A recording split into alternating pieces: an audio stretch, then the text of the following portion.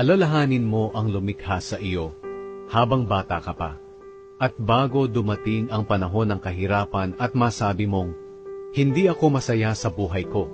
Alalahanin mo siya bago dumilim ang araw, ang buwan, at ang mga bituin na parang natatakpan ng makakapal na ulap. Darating ang araw na manginginig ang iyong mga bisig, at manghihina ang iyong mga tuhod.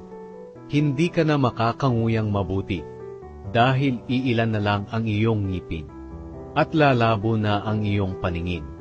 Ang tainga mo'y hindi na halos makarinig, kahit ang ingay ng gilingan o huni ng mga ibon o mga awitin ay hindi na marinig.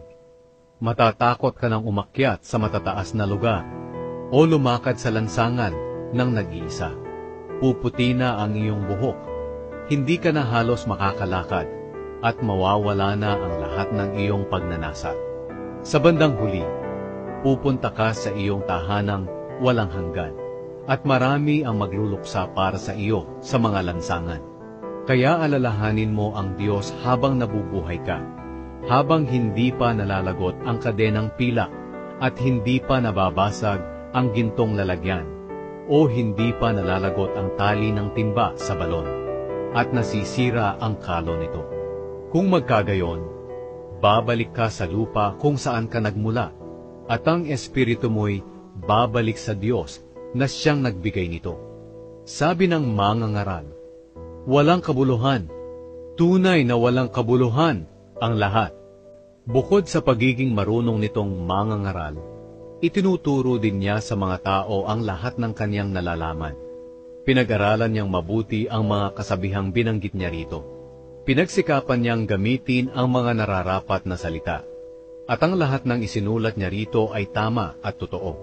Ang mga salita ng marunong ay parang matulis na tungkod na pantaboy ng pastol sa paggabay sa kanyang kawan, o parang pakong nakabaon. Ibinigay ito ng Diyos na tangi nating tagabantay. Anak, mag-ingat ka sa isa pang bagay na ito. Ang pagsusulat ng aklat ay walang katapusan, at ang labis na pag-aaral ay nakakapagod. Ngayong nabasa mo na ang lahat ng ito, ito ang aking huling payo. Matakot ka sa Diyos, at sundin mo ang kanyang mga utos, dahil ito ang tungkulin ng bawat tao. Sapagkat hahatulan tayo ng Diyos ayon sa lahat ng ating ginagawa, mabuti man o masama, hayag man o lihim.